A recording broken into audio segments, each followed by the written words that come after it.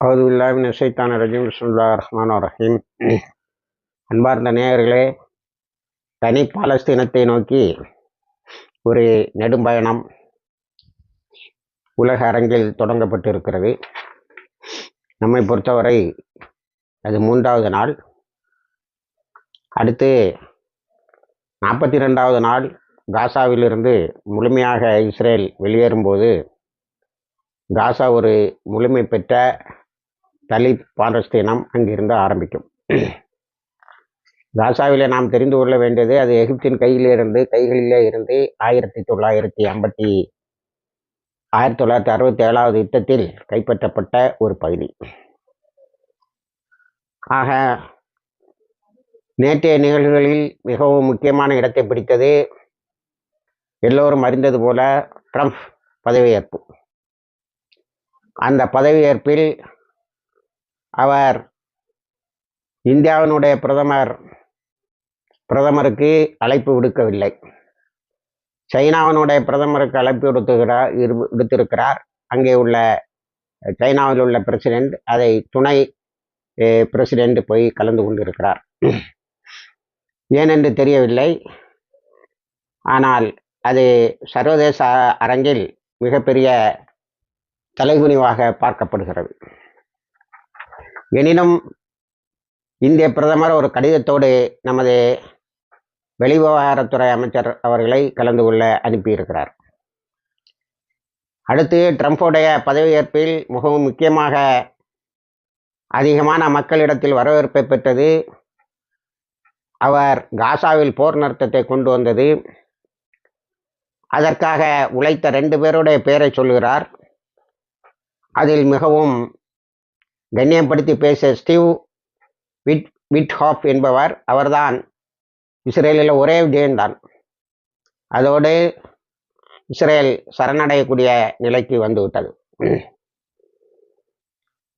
அவரை பாராட்டும் போது, நீ மிகப்பெரியதொரு எக்ஸிக்யூட்டிவ் செயல் வீரன், நீ என்னுடைய அமைச்சரவையிலே நீடிக்க வேண்டும் என்று சொல்லியிருக்கிறார். அத்தோடு தேங்க்யூ என்று ஒரு 3 முறை அவருக்கு நன்றியும் சொன்னார். இது மக்களிடையே மிகப்பெரிய ஒரு வரவேற்பை பெற்றது. அதில் துணிக்கின்ற இன்னொரு கருத்து என்னவென்று சொன்னால், பைடன் 1 வருடமாக ட்ரை பண்ணி முயற்சி செய்ததாக நடித்தது வெறும் போலி என்பதும் பைடன் மிகப்பெரியதொரு ஜியோனிஸ்ட் என்பதையும் அவர் சொல்லாமலே சொல்லிவிட்டார்.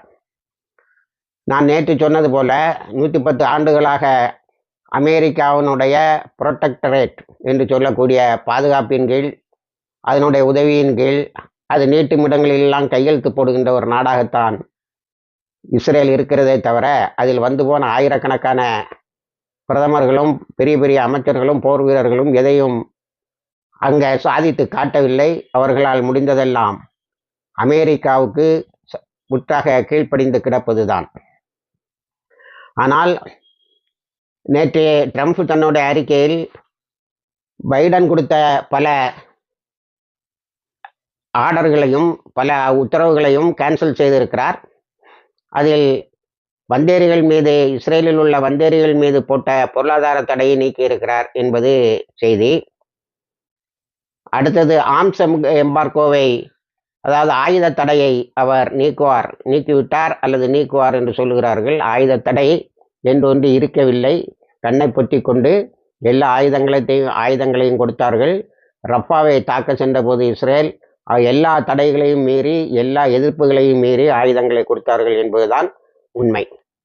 அடுத்தது ஐசிசி இஷ்யூ பண்ணியிருக்கக்கூடிய வாரண்டை அவர் கேன்சல் பண்ணுவார் என்று எதிர்பார்க்கப்படுகிறது. ஐசிசியும் அதே போல ஆர்ம்ஸ் எம்பார்கோவை பற்றி எல்லா ஊடகங்களும் சொல்லுகின்ற போது, இனி நீங்கள் கொடுக்க வேண்டிய ஆயுதம் என்று ஒன்றும் இல்லை, அத்தனையும் கொடுத்து அடைந்தது மிகப்பெரிய தோல்வி. அதுக்கு பிறகு ஏன் இந்த போர் நிறுத்தம் வந்தது என்பதை சொல்லுகின்ற போது, எல்லா ஊடகங்களும், அமெரிக்காவினுடைய வால் ஸ்ட்ரீட் ஜேர்னல் உட்பட எல்லா ஊடகங்களும் ஹமாஸுடைய பொறுமையும் அவர்களுடைய போர் தந்திரமும் தான் காரணம் என்று முற்றாக முடித்துவிட்டன. உண்மையை சொன்னால் இஸ்ரேலை ஒரு பேரழிவில் இருந்து ட்ரம்ப் காப்பாற்றி விட்டார் என்பதுதான் உண்மை. அந்த அளவில் அவர் இஸ்ரேலுக்கு ஒரு உதவி செய்திருக்கிறார் என்று வேணாலும் எடுத்துக்கொள்ளலாம் என்று உலக ஊடகங்கள் எல்லாம் சொல்லுகின்றன. அடுத்து ஒரு பெரிய இயக்கம் தொடங்கப்பட்டு இருக்கிறது. இன்டர்நேஷ்னல் ஃபாரம் ஏற்கனவே ரஜப் ஃபவுண்டேஷன் அதை செய்திருக்கிறது. நேற்று அமெரிக்காவில் ஆண்டனி பிளிங்கன் மீது வழக்கு தொடரப்பட்டிருக்கிறது. 100 வழக்கறிஞர்கள் அதை தொடர்ந்து இருக்கிறார்கள். அது எந்தெந்த நிபந்தனைகளில் அந்த வழக்கு தொடரப்படுகிறது என்று சொன்னால், ஆர்ம்ஸ் எக்ஸ்போர்ட் கண்ட்ரோல் ஆக்ட் என்று சொல்லக்கூடிய அமெரிக்காவினுடைய ஆயுத ஏற்றுமதியில் சில நிபந்தனைகள் இருக்கிறது. அந்த ஆயுதங்களை யாருக்கு அனுப்புகிறோமோ அந்த நாடு கூட்டுப்படுகொலையில் இடம்பெறும் என்று செய்யும் என்று சொன்னால், அல்லது மனித இனத்துக்கு எதிரான குற்றங்களில் ஈடுபடும் என்று சொன்னால், அல்லது ஹியூமானிட்டேரியன் மனிதாபிமானமற்ற செயல்களில் ஈடுபடும் என்று சொன்னால் அதற்கு ஆயுதங்களை அனுப்பக்கூடாது. இப்பொழுது போதுமான அளவுக்கு அந்த சட்டத்தை ஆண்டனி பிளிங்கன் அமெரிக்காவினுடைய ஸ்டேட் டிபார்ட்மெண்ட் என்று சொல்லக்கூடிய உள் விவகாரத்துறை அமைச்சகமும் ஈடுபட்டு இருக்கிறது என்று 2 மீது தனித்தனியாக வழக்குகள் தொடர்ந்திருக்கிறார்கள். இனி ஆண்டனி பிளிங்கன் அவ்வளவு நிம்மதியாக இருக்க முடியாது. அதே போலதான் ட்ரம்ப் பைடனும் ஸ்டேட் டிபார்ட்மெண்ட்டுக்கு மேலேயும் அமெரிக்காவே இந்த கூட்டுப்படுகொலைகளுக்கு காரணமாக இருந்தது என்று ஏனென்று சொல்ல உலக நீதிமன்றத்தில் ஐசிசியிலோ இவங்க உறுப்பினர்கள் கிடையாது. அதனால் அமெரிக்காவினுடைய விதிகளை பயன்படுத்தி அமெரிக்காவிலே 100 வழக்கறிஞர்கள் வழக்குகளை பதிவு செய்து இருக்கிறார்கள். அதில் பெரும்பாலானவர்கள் சகோதர சமுதாயத்தை சார்ந்தவர்கள். அடுத்தது அதே போல அட்மினிஸ்ட்ரேட்டிவ் ப்ரொசீஜர்ஸ் ஆக்ட் என்பதன் கீழும் பிளிங்கன் மீது வழக்கு பதிவு இருக்கிறார்கள். இது என்னவென்று சொன்னால், இஸ்ரேலுக்கு பணத்தை அள்ளி கொட்டுகின்ற போது ஒரு குறிப்பிட்ட வரம்பு வரைக்கும் தான் இவர் பணத்தை கொடுக்க முடியும். ஆனால் இவர் அதையெல்லாம் மீறி கொடுத்ததால் அந்த சட்டத்தின் மீதும் அவர் மீது வழக்குகள் தொடரப்பட்டு இருக்கின்றன. சவுத் ஆப்பிரிக்கன் லாயர்ஸ் 100 பேர் யுஎஸ் காம்ப்ளிசிட்டிக்கு எதிராக உலகத்தில் ஒரு பெரிய மனித உரிமை ரிப்போர்ட்டை சப்மிட் பண்ணி இருக்கிறார்கள். அதாவது அமெரிக்காவும் யூகே ஆங்கில நாடும் சேர்ந்துதான் இந்த இனப்படுகொலை செய்தார்கள் என்று பல அறிக்கைகள். இதையெல்லாம் ஒன்று சேர்த்து சவுத் ஆப்பிரிக்காவினுடைய லாயர் நேற்று மிக அருமையான ஒரு உரையை நேற்று ஐக்கிய செக்யூரிட்டி கவுன்சிலில் நிகழ்த்தினார்கள். அந்த செக்யூரிட்டி கவுன்சில் உரை இன்ஷா அல்லாஹ் வைகரையில் இடம்பெறும். வைகரை வெளிச்சம் பத்திரிகையில் இடம்பெறும். அவ்வளவு நீட்டாக பேசி கடைசியில் 21 நாடுகளிலும் 15 ஐக்கிய நாடுகள் சபையினுடைய ஸ்பெஷல் ராப்போர்ட்டர்ஸும் சேர்ந்து இந்த அறிக்கைகளை எல்லாம் ஒன்று சேர்த்து அமெரிக்காவும் எப்படி ஆங்கில நாடும் ஒன்றிணைந்து இந்த கூட்டுப்படுகொலைகளை செய்தன, இந்த மனிதாபிமானமற்ற செயல்களில் ஈடுபட்டன, குழந்தை கொலைகளில் ஈடுபட்டதற்காக தனியாக ஒரு அத்தியாயத்தை தொடங்கி அதையும் அமெரிக்கா மீதும் யூகே மீதும் யுனைடெட் கிங்டம் என்ற ஆங்கில நாட்டின் மீதும் இஸ்ரேல் மீதும் அவர்கள் கொண்டு வந்திருக்கிறார்கள். ஆகவே இதுவரைக்கும் இஸ்ரேல் கொலைகளை செய்துவிட்டு ஒரு ஒப்பந்தத்தை போட்டுவிட்டு தப்பித்து விடலாம் என்று இருந்த நிலை இல்லை. இதில் ஹமாஸ் போராளிகளினுடைய பங்கு எவ்வளவு என்பதை இனி பொறுத்திருந்து பார்க்க வேண்டும். அவர்கள் என்ன சொல்லியிருக்கிறார்கள்னா, international legal forums work must be activated.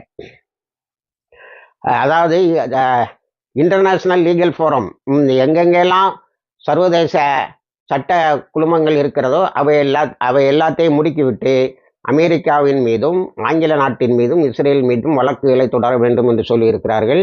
நமக்கு தெரிந்து நேற்று நான் சொன்னது போல ஆயிரக்கணக்கான வழக்கறிஞர்கள் அதற்கு வந்து விட்டார்கள்.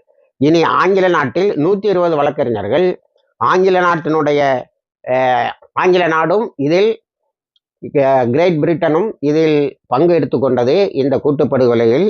அதற்கு எதிராகவும் வழக்குகளை தொடுத்திருக்கிறார்கள். அதில் ரொம்ப ஸ்பெசிஃபிக்காக சில பாயிண்ட்களை சொல்கிறாங்க. ஒன்று, பொதுமக்களை கொலை செய்தது, ஆயுதம் தாங்கிய போராடாதவர்களை கொலை செய்தது, அடுத்தது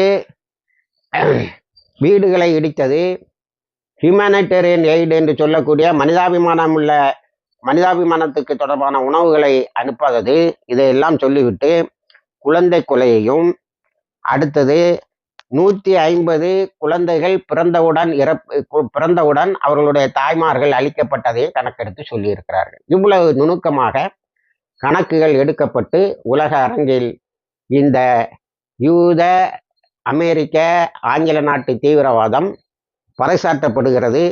வழக்கு மன்றங்களிலே கொண்டு செல்லப்பட்டிருக்கிறது. வெறுமனே கட்டுரைகளை கொண்டு ஒப்பாரி வைத்து கொண்டு அவர்கள் இருக்கவில்லை.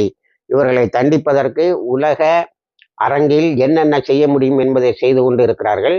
நேற்று யுஎன் செக்ரட்டரி ஜெனரல் ஆண்டனியோ கோட்ரஸ் சொல்லும்போது சொல்லியிருக்கிறார், உலக நிறுவனங்கள், ஐக்கிய நாடுகள் சபையும் அதன் கிளை நிறுவனங்களும் மனித உரிமை குழுக்களும் தலையசைத்து கொண்டு இருக்க மாட்டா, அவை இதில் எங்களுக்கு தனி ஆளுமை உண்டு என்பதை காட்டுவார்கள் என்பதை பதிவு செய்து இருக்கிறார். ஆகவே அமெரிக்காவினுடைய பம்மாத்தோ அல்லது யூகேனுடைய ஆதிக்கமோ அல்லது இஸ்ரேலுடைய எந்த குற்றத்தையும் செய்துவிட்டு தப்பி விடுவோம் என்பது இனி எடுபடாது என்பதை சொல்லி இருக்கிறார்கள். இதனிடையே நத்தியானு யுத்தத்தை பற்றி மீண்டும் பேசுகிறார். அவருக்கு லாபிட் என்ற அவருடைய எதிர்க்கட்சி தலைவர் சொல்லியிருக்கிறார், இஸ்ரேலை திரும்பி பாரியா, இஸ்ரேல் அழிஞ்சு போய் கிடக்கு. அப்போ return to rebuild Israel and it's economy, இஸ்ரேலை இடிஞ்சு கிடக்கல, அதெல்லாம் கெட்டு அதனால் பொருளாதாரத்தை தூக்கி நிறுத்துவதற்கு வழி செய், அண்ட் நெவர் ரிட்டர்ன் டு வார், யுத்தத்துக்கு இனிமே நீ போவாத, இனி ராஜாங்க வழிகளைத்தான் நீ தேட வேண்டியது இருக்கும். அதனால் உன்னுடைய அகண்ட இஸ்ரேல் இதெல்லாம் செயல்படாது, ஒழுங்காக தரப்பட்ட இடத்தில் குடியிருந்து வாழ்ந்து கொள் என்பது போல அவர் தன்னுடைய அறிக்கையை நேற்று ரொம்ப அழுத்தமாக பேசியிருக்கிறார். ஒரு அறிக்கையும் விட்டு இருக்கிறார். அடுத்தது வெஸ்ட் பேங்க். வெஸ்ட் பேங்கில் என்னன்னா, இந்த பாலஸ்தீன் அத்தாரிட்டி பெரிய முனாஃபித்தனத்தை செய்துகிட்டு இருக்கான். நேற்று வெளியில் வந்தவங்க எல்லாருமே 90 பேருமே மிகப்பெரிய போராளிகளாக சித்தரிக்கப்பட்டு, அத்தனை பேரும் பெண்கள், ஆனாலும் ஆக்டிவிஸ்ட். சும்மா இருக்கல, அங்கே உள்ள ஆண்கள், பெண்கள், குழந்தைகள்னால் நேற்று 18 வயதுக்கு உட்பட்ட குழந்தைகள் தான் வந்திருக்காங்க. அவர்கள் எல்லோருமே பெரிய அளவில் அந்த இஸ்ரேலுக்கு எதிரான போராட்டங்களை, ஏன்னா அவங்க நிலத்தை பிடுங்கிட்டே இருக்காங்க. வெஸ்ட் பேங்கில் தான் இப்போ இஸ்ரேலுடைய எக்ஸ்பேன்ஷன் சொல்லக்கூடிய விரிவாக்கம் நடந்து கொண்டு இருக்கிற, அதற்கு எதிராக போராடி இருக்கிறார்கள். ஆகவே அங்கே போகிற எல்லா பாதைகளையும் அடைச்சிருக்கான். All entrances to Hebron, Halhul, Salfit, Bethlehem இதெல்லாம் அடைச்சிருக்கான். அதுக்கு உதவி செய்யுது இந்த பாலஸ்தீனன் அத்தாரிட்டி. இவனோட விட்டு தான் அங்கே வேலையை வாங்குறான். ஆனால் போராளிகள் குழுக்கள் நேற்று நல்ல இஸ்ரேலிய இராணுவத்தை தாக்கி இருக்கிறார்கள். இவர்களுக்கு திரும்ப திரும்ப குறுக்க போய் விழுந்தா இவங்களுக்கும் அடி கிடைக்க வாய்ப்பு இருக்கிறது. அடுத்தது கத்தர். கத்தர் எப்பொழுதுமே இஸ்ரேலால் இடிக்கப்படக்கூடிய கட்டடங்களை கட்டி கொடுத்து விடுவது வழக்கம். அதனால் கத்தர் நேற்று என்ன சொல்லுறீங்கன்னா, நேற்று 1,25,000 மில்லியன் ஃபியூவல், 1,25,000 ஃபியூவல் டேங்கெல்லாம் அனுப்பியிருக்கிறது. டெய்லி இப்படி 10 நாளைக்கு அனுப்பிட்டு இருப்பேன். 12.5 மில்லியன் போய் சேரும். இதெல்லாம் நேற்று ஆஸ்பத்திரிகளில் விளக்கேற்றி வைக்கவும், இவங்க அனாதைகளாக அலைந்து திரிந்து தங்களுடைய சொந்த நாட்டிலே அங்கங்கே டென்ட் போட்டுக்கிட்டாங்களே, அதுக்கெல்லாம் லைட் இல்லாமல் இருந்து அதையெல்லாம் நேற்று கொஞ்சம் வெளிச்சத்துக்கு கொண்டு வந்திருக்கிறார்கள், லைட்டு போட்டு. ஆஸ்பத்திரியில் உள்ள முக்கிய பகுதிகள், இயங்க முடிந்த பகுதிகளுக்கு ஃபியூவல் கிடச்சிருக்கிறது. நாங்கள் இதை தொடுத்து செய்துக்கிட்டு இருப்போம். இதை அத்தனையுமே அபு கரீம் சலீம் இதில் வந்தது. காசா முழுமையாக ரெக்கவர் ஆகிற வரைக்கும் உறுதியாக நிற்பேன் என்று கர்த்தர் சொல்லியிருக்கிறது. தன்னுடைய பழைய உதவிகளை சொல்வதாக சொல்லியிருக்கிறது. அதே போல் நேற்று எல்லோருடைய கவனத்தையும் கலந்தது என்னவென்று சொன்னால், அந்த 3 ஹாஸ்டேஜஸ் வெளியில் வந்தாங்களே, அவங்க உடம்புல ஏதாவது பட்டு கிடந்த மாதிரி தெரிஞ்சுதா? கவலைப்பட்டது கூட மிக குறைவாகத்தான் இருக்குமாம். அந்த அளவுக்கு அவர்களை பாதுகாத்து இருக்கிறார்கள். தங்களுக்கு உணவு, தண்ணீர், இவை எலக்ட்ரிசிட்டி இவையெல்லாம் கிடைக்காத இஸ்ரேல் ஒரு கொள்கையாகவே வைத்து செயல்பட்ட போதும் அந்த அழைத்து செல்லப்பட்டவர்களை அவ்வளவு பக்குவமாக நடத்தி இருக்கிறார்கள். அந்த பெண் முஜாஹிதிகளிடம் அவர்கள் காட்டுகின்ற அன்பு, பாசம் இதையெல்லாம் பார்க்கும்போது அவர்கள் தங்களுடைய குடும்பத்தோடு வாழ்ந்ததாக ஒரு உணர்வை பெற்றிருக்கிறார். ஏன்னா முகத்தில் எந்த வாட்டமும் இல்லை. அதுக்கு பிறகு 470 நாளில் எப்படி இருந்தேன்னு கேட்டால் நாங்கள் அரபியை படிச்சுக்கிட்டோம்னு சொல்லியிருக்காங்க. அந்த அளவுக்கு ஒரு மொழியை படிப்பதற்கும் அவர்களுக்கு அவகாசம் இருந்திருக்கிறது. ஆனால் இஸ்ரேலில் இருந்து வரவன்லாம் அடுத்த நாள் சாவர மாதிரி வரும். ஒவ்வொருவரையும் சித்திரவதை பண்ணி தான் அனுப்பியிருக்கான். ஆனால் இது அழைத்து செல்லப்பட்டவர்களை விருந்தாளிகளாக நடத்தி இருக்கிறார்கள் என்பது நேற்று உலகெங்கிலும் ஒரு பெரிய இதாக காட்டப்பட்டிருக்கிறது. அவங்கள கடைசி நேரத்தில் 7 மணி நேரம் டிலே பண்ண பாருங்க. இந்த 3 பேரையும் ஒரே அடியாக அடித்து ஒன்றிலே கொல்லணும், இல்லைன்னா காப்பாற்றி கொண்டு வந்து நாங்களே காப்பாற்றி விட்டோம்னு சொல்லணும்னு தான் ட்ரை பண்ணான். அதுவும் முடியல. அதிலிருந்து காப்பாற்றினதுக்கும் போராளிகளுக்கு அவர்கள் நன்றி சொல்லி இருக்கிறார்கள். போராளிகளை விட்டு பிரிந்து செல்வதை தங்களுடைய குடும்பத்தினரை விட்டு பிரிந்து சொல்வது போல காட்டியிருக்கிறார்கள். ஆனால் உலக ஊடகங்களும் இராணுவ நோக்கர்களும் ஒன்று செய்கிறாங்க. ஹமாஸோடைய ஹமாஸை மக்கள் வரவேற்றது. இவ்வளவு இணைப்பாக ஹமாஸோடு இருப்பார்கள் என்று நாங்கள் எதிர்பார்க்கவில்லை. ஆனால் ஹமாஸ் தன்னுடைய முழு முழு எண்ணிக்கையை வெளியிலே காட்டிவிடக்கூடாது என்று சொல்லியிருக்கிறார்கள். ஆனால் நேற்று காட்டின எண்ணிக்கை இஸ்ரேலுக்கு அதிர்வை தந்திருக்கிறது என்பதை நேற்றே குறிப்பிட்டோம். அடுத்தது ஹூத்திஸ் அவங்க இப்போ எல்லாத்தையும் விட்டாங்க. ஐக்கிய நாடுகள் சபை இதெல்லாம் மிஞ்சி நாங்கள் கண்காணிச்சுக்கிட்டே இருக்கோம். இது எங்களுடைய கைகள் எங்களுடைய துப்பாக்கிகளில் இருந்து எடுக்கப்படவில்லை, அப்படியே வைத்திருக்கிறோம். நீ போர் நிறுத்த விதிகளை மீறுவாய் என்று சொன்னால் நாங்கள் எங்களுடைய கைகளை அழுத்த வேண்டியது இருக்கும், நீ தாக்கப்படுவாய் என்று சொல்லியிருக்கிறார்கள். இனி ரெட்ஸியில் அமெரிக்காவினுடைய கப்பல், ஆங்கில நாட்டினுடைய கப்பல் எல்லாரும் போகலாம். அமெரிக்காவினுடைய கொடியை ஏற்றிய கப்பலும் ஆங்கில நாட்டினுடைய கொடியை ஏற்றிய கப்பலும் போகலாம். இஸ்ரேல் ரிலேட்டட் இஸ்ரேலுக்கு போகக்கூடிய எதுவும் ரெட்ஸியில் போகக்கூடாது, போர் நிறுத்தம் முடிகிற வரைக்கும்.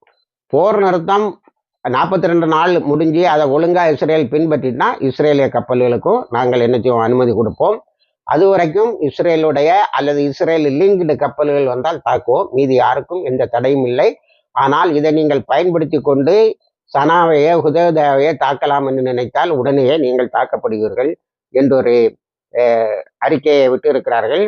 இது ஒரு பெரிய மாற்றத்தை இனி உலக அரங்கில் உள்ள வியாபார தளத்தில் உண்டு பண்ணும் என்று சொல்லுகிறார்கள். அவர்கள் இதற்காக ஒரு பொது அமைப்பை ஏற்படுத்தி இருக்கிறார்கள். அதற்கு humanitarian cooperation and coordination centre, HOCC என்று அழைக்கப்படுகிறது. இந்த சென்டர் தான் போகக்கூடிய கப்பல்களை கண்காணித்து அவர்களை அலோவ் பண்ணலாமா இல்லையான்னு முடிவு பண்ணும். அதில் இஸ்ரேல் லிங்க்டு கப்பல்கள் மட்டும், இஸ்ரேலோடு தொடர்புடைய கப்பல்கள் மட்டும் போக முடியாது என்று சொல்லியிருக்கிறார்கள். இனி சுயஸ் கால்வாய் திறந்துடுவாங்க, எகிப்துக்கு வர வேண்டிய வருமானமும் வந்துவிடும். ஹிந்து ரஜா ஃபவுண்டேஷன் தன்னுடைய லேட்டஸ்ட் ஸ்டாட்டிஸ்டிக்ஸை சொல்லியிருக்கு. அது 140 கம்ப்ளைண்ட்டையை 21 நாடுகளில் போட்டிருக்கு. இப்போ 21 நாடுகள் பொதுவான அறிக்கைகளை விட்டிருக்கிறது. 15 ஸ்பெஷல் ராப்போர்ட்டர்ஸ், ஐக்கிய நாடுகள் சபையினோட சிறப்பு பார்வையாளர்கள் தங்களுடைய அறிக்கையை தந்திருக்கிறார்கள். ஆகவே அழுத்தமான சாட்சியங்களுடன் அமெரிக்கா, ஆங்கில நாடு, இஸ்ரேல் ஆகியவை உலக அரங்கில் அந்தந்த நாட்டு சட்டப்படி, அந்தந்த நாட்டினுடைய இதுபடி அவர்கள் அவர் சட்டத்தின் முன் நிறுத்துவதற்கு எல்லா வாய்ப்புகளும் இருக்கிறது. இப்படி ஒரு நிலை இதுவரைக்கும் இருந்ததில்லை. இதெல்லாம் இணைந்து எல்லோரும் சொல்லக்கூடிய 143 நாடுகள் அங்கீகரித்த தனி பாலஸ்தீனை நோக்கி பீடு நடை போடுவார்கள் என எதிர்பார்ப்போம். வாய்ஸ் அல்ஹம்துலில்லாஹி ரப்பில் ஆலமீன்.